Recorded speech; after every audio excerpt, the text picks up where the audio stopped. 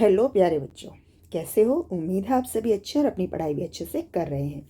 आज मैं आपको करा रही हूँ आपकी वर्कशीट नंबर 105B और ये आपकी ईवीएस की वर्कशीट है। और आज बहुत इंटरेस्टिंग टॉपिक हम पढ़ रहे हैं जो कि है हमारा इंडियन डिफेंस सिस्टम, यानी कि भारत का सुरक्षा तंत्र, कि भारत में कौन कौन से ऐसे संस्थाएं हैं जो हमारी सुरक्षा करती हैं ताकि हम चैन से रह सकें। तो ये वर्कशीट है आपकी ईवीएस की वर्कशीट और इसकी डेट है 8 नवंबर 2021 और क्लास है 4। वर्कशीट शो करने से पहले आपको आपकी क्लास, सेक्शन, आपका नाम और आपके टीचर का नाम लिखना है, ठीक है? और फिर हम ये वर्कशीट शो करेंगे। तो आइए शुरू करते हैं आज की वर्कशीट नंबर 105B। प्यारे बच्चों, क्या आपने ये गीत के बोल सुने हैं? नन्हा मुन्ना राही हूँ, देश का सिपाही हूँ, बोलो मेरे संग जय हिंद जय हिंद। बिल्कुल सुने होंगे। ये हम हमेशा इंडिपेंडेंस डे पर या रिपब्लिक डे पर ये गाना गाते हैं। जब भी हम सिपाही शब्द सुनते हैं तो हमें अपने देश की रक्षा में सिपाहियों का योगदान याद आता है। बच्चों, आज हम भारत के रक्षा बलों यानी कि डिफेंस फोर्सेस के बारे में जानेंगे, ठीक है? तो आपको क्या क्या दिया गया है? हमारे यहाँ पर मुख्य रूप से 3 डिफेंस फोर्सेस हैं, जिसे हम जल सेना, थल सेना और वायु सेना कहते हैं, यानी कि इंडियन आर्मी, इंडियन नेवी और इंडियन एयरफोर्स के नाम से ये तीनों जो हमारी सेनाएं हैं वो जानी जाती हैं। तो पढ़ते हैं इनके बारे में। भारत की 3 सेनाओं के प्रतीक आपको नीचे चित्र में दर्शाए गए हैं। संकेत बॉक्स की सहायता से चित्र पहचान कर उनके नाम अपनी कॉपी में लिखिए। तो इनमें से कौन कौन से देखते हैं। देखिए, सबसे पहले यहाँ पर तो वायुसेना लिखा ही हुआ है, तो ये हमारे भारतीय वायुसेना का चित्र यानी कि इंडियन एयरफोर्स, यहाँ पर नंबर 3 पर लिख देंगे। फिर नंबर 1 जो हमारा है, ये हमारा है नेवी का, यानी कि इंडियन नौसेना का, भारतीय नौसेना का यानी कि इंडियन नेवी का, ये हमारा हो गया नंबर 1। और ये है हमारा थल सेना का यानी कि इंडियन आर्मी का। तो मैं आपको मैच कर दूं 1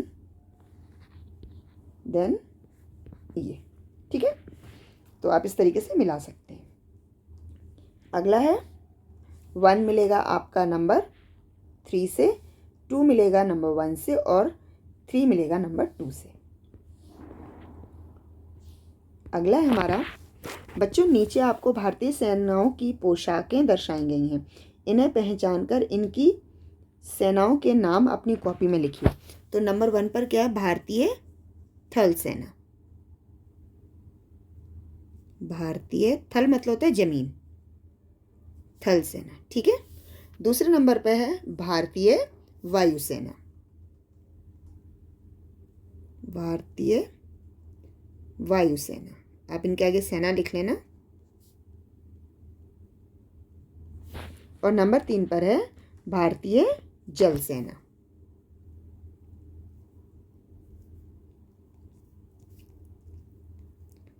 इंग्लिश में अगर आप लिखना चाहेंगे तो इंडियन आर्मी, इंडियन एयरफोर्स और इंडियन नेवी लिख देती हूँ मैं।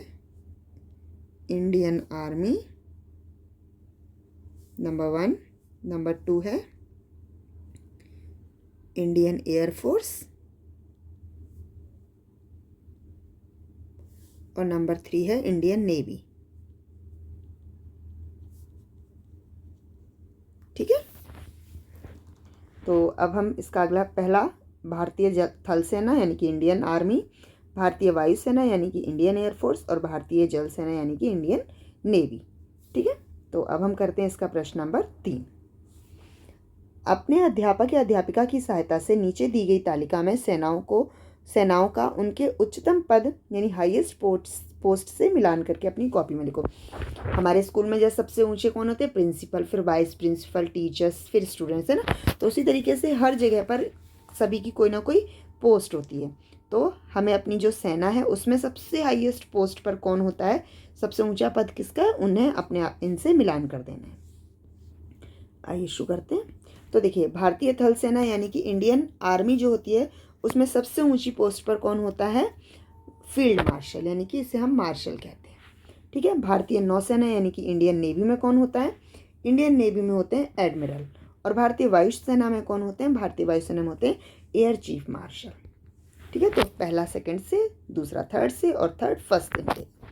तो उम्मीद है ये वर्कशीट आपके लिए यूज़फुल रही होगी। अगर यूज़फुल रही है तो इसे लाइक कीजिए, अपने दोस्तों के साथ भी शेयर कीजिए और इस चैनल को सब्सक्राइब कीजिए। धन्यवाद।